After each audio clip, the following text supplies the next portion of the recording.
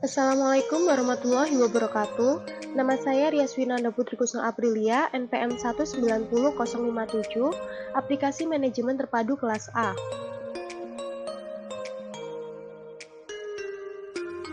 Gambaran perusahaan.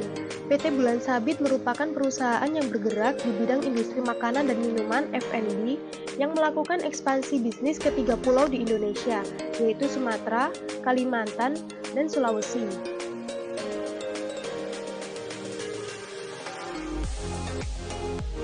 Saya ditugaskan sebagai General Manager, yaitu memenuhi laporan perkembangan yang terjadi selama 3 bulan dengan membuat yang pertama penjelasan 5 tahapan dari fungsi manajemen manufaktur, yang kedua manajemen persediaan minimal 20 barang produk, yang ketiga siklus atau proses penjualan dengan transaksi tunai maupun kredit, yang terakhir pencatatan laporan keuangan perusahaan atau transaksi yang telah dilakukan dari ketiga poin.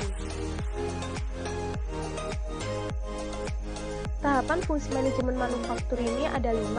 Yang pertama yaitu perencanaan produk. Perencanaan produk di sini yaitu menentukan produk apa yang akan dibuat atau diproduksi oleh perusahaan. Yang kedua, pengaturan rute produk, yakni mendaftarkan list bahan baku yang dibutuhkan oleh perusahaan. Yang ketiga, pengelolaan anggaran. Setelah mendaftar list bahan baku, kemudian kita memesan bahan baku apa yang dibutuhkan perusahaan dan bahan baku yang diperlukan oleh perusahaan dan membuat anggaran. Yang keempat, perencanaan produksi, yaitu mendata bahan baku perusahaan ke dalam inventory. Dan yang terakhir yaitu pemantauan stok, yaitu pemantauan stok di sini adalah melihat atau memantau stok, bahan atau produk apa saja yang masih ada atau tidak. Perusahaan kami menggunakan aplikasi Odoo. Odoo ini merupakan sebuah software aplikasi bisnis yang mencakup CRM, yaitu strategi bisnis yang memadukan proses, manusia, dan teknologi. Aplikasi ini akan membantu tugas General Manager untuk membuat persediaan, siklus penjualan, sampai laporan keuangan perusahaan. Nah, untuk membuat manajemen persediaan, siklus penjualan, dan pencatatan laporan keuangan perusahaan, pastikan kalian sudah menginstal aplikasi persediaan, penjualan, dan akuntansi. Kemudian, untuk membuat manajemen persediaan, kita klik persediaan. Kemudian kita pilih produk. Kemudian kita klik buat. Nah, di sini sudah ada beberapa yang harus diisi, seperti nama produk, tipe produk, kebijakan penagihan, satuan, harga jual, pajak pelanggan, modal, kategori produk, sampai barcode. Kemudian di sini persediaan berisi tentang penanggung jawab, berat produk, volume produk, dan lama waktu pengiriman untuk pelanggan. Lalu kita isi terlebih dahulu. Misalnya di sini saya mengisi produk aqua. Tipe produknya produk konsumsi. Kita tuliskan harganya, kita beri harga sekitar 5.000. Modalnya 4.000.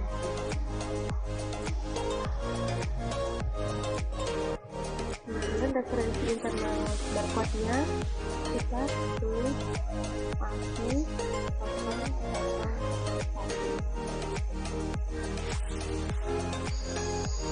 Di sini kalian juga bisa menambahkan foto produk. Di sini sudah ada foto produk aqua, kita tambahkan. Nah, selesai itu kita mengisi kolom persediaan. Beratnya misalkan 1 gram, volume 1,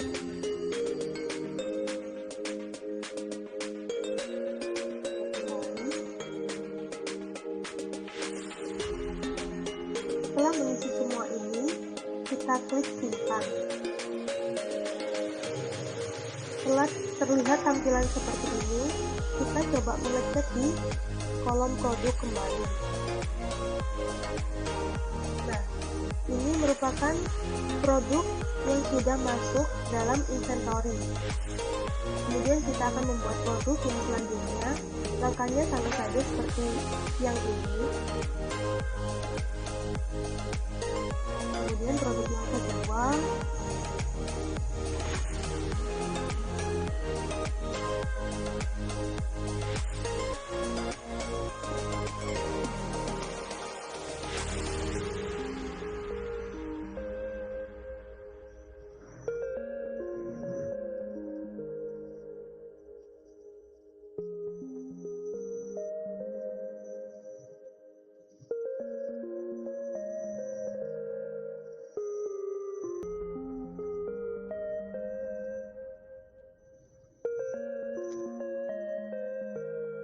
Nah, ini merupakan 20 produk yang sudah dimasukkan ke dalam inventory perusahaan. Kemudian untuk membuat siklus penjualan, kita klik aplikasi penjualan. Kemudian kita klik order. Kemudian untuk memasukkan data pelanggan, kita klik pelanggan. Kemudian klik buat. Nah, di sini saya sudah mengambil contoh, yaitu nama pelanggan, DP. Di sini terdapat informasi pelanggan, yaitu alamat pelanggan, nomor telepon pelanggan, email pelanggan. Kemudian untuk memasukkan orderan dari pelanggan tersebut, klik order. Nah, di sini kita bisa untuk membuatnya, klik buat.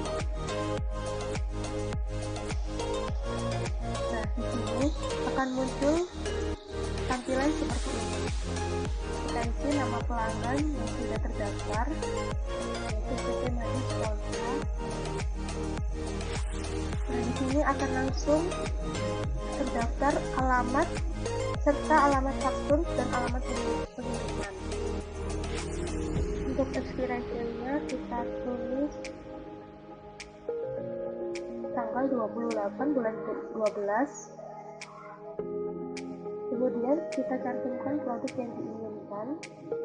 Misalkan PT Maju Sentosa ini menginginkan produk coklat. Kemudian kita letakkan misalkan 10 unit.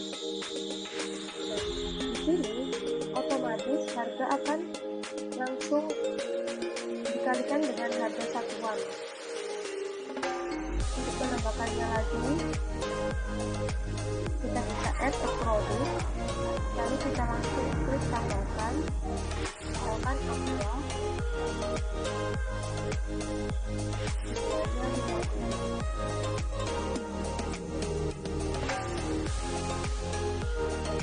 di sini akan muncul total keseluruhan dari biaya penagihan tersebut.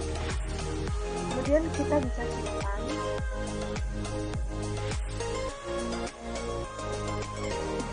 Nah, untuk membuat fakturnya kita bisa kirim konfirmasi dulu. Kemudian kita klik create invoice. Nah, di sini regular invoice ya. Lalu kita klik create and view invoice.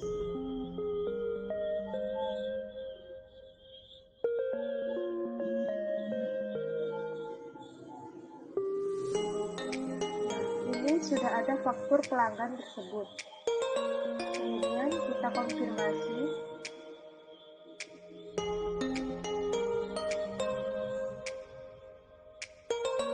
Nah, untuk pembayaran secara kredit, kita bisa menambahkan catatan di sini.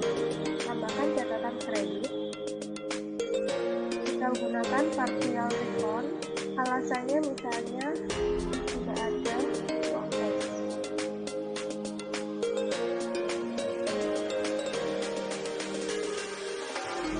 Kita bisa klik reverse.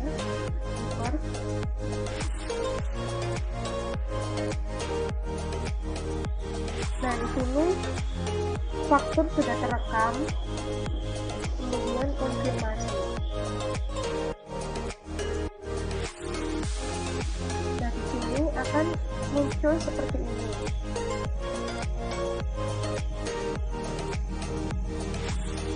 Kemudian kita cek kembali, kita klik order, kemudian kita klik PT Maju contoh.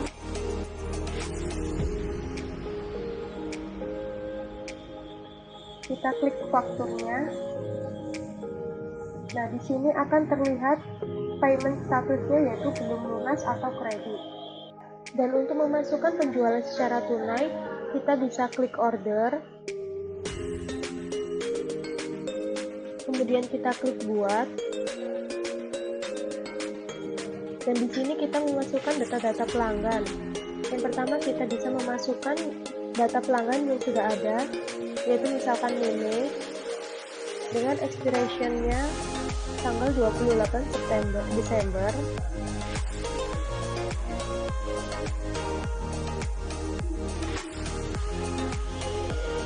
Kemudian kita masukkan produk-produk yang diinginkan.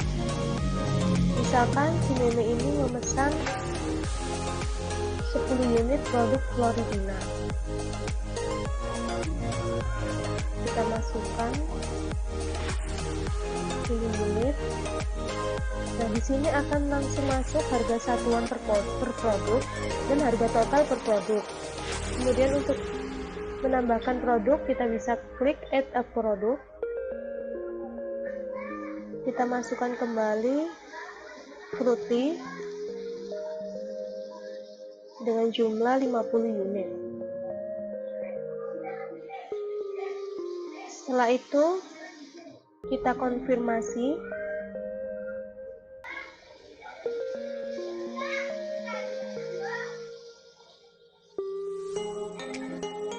Selanjutnya kita klik create invoice.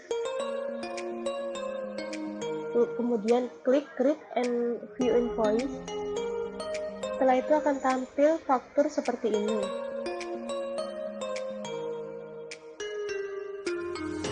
Kemudian kita klik konfirmasi.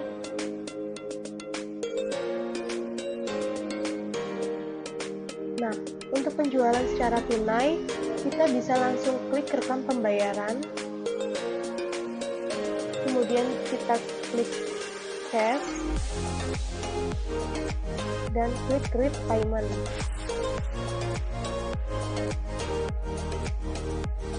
Nah, di sini sudah ada tanda hijau yaitu in payment. Ini artinya faktur sudah dilunasi.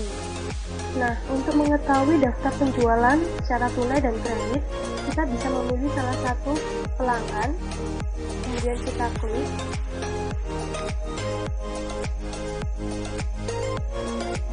Nah, di sini kita bisa lihat faktur. Kemudian kita akan mengetahui payment status, yakni yang belum lunas dan yang sudah lunas. Kemudian untuk menyelesaikan kasus yang terakhir, yaitu kita pertama-tama harus mendownload aplikasi akuntansi. Kemudian kita klik aplikasi akuntansi dan akan muncul halaman seperti ini. Kemudian kita klik laporan. Kita klik laporan umum atau laba rugi. Nah, akan muncul langsung seperti ini. Kemudian kita lihat lagi buku besar secara umum. Nah, di sini kita sudah mengetahui apa saja yang dilakukan penjualan secara debit dan apa saja yang dilakukan penjualan secara kredit. Sekian pemaparan dari saya. Wassalamualaikum warahmatullahi wabarakatuh.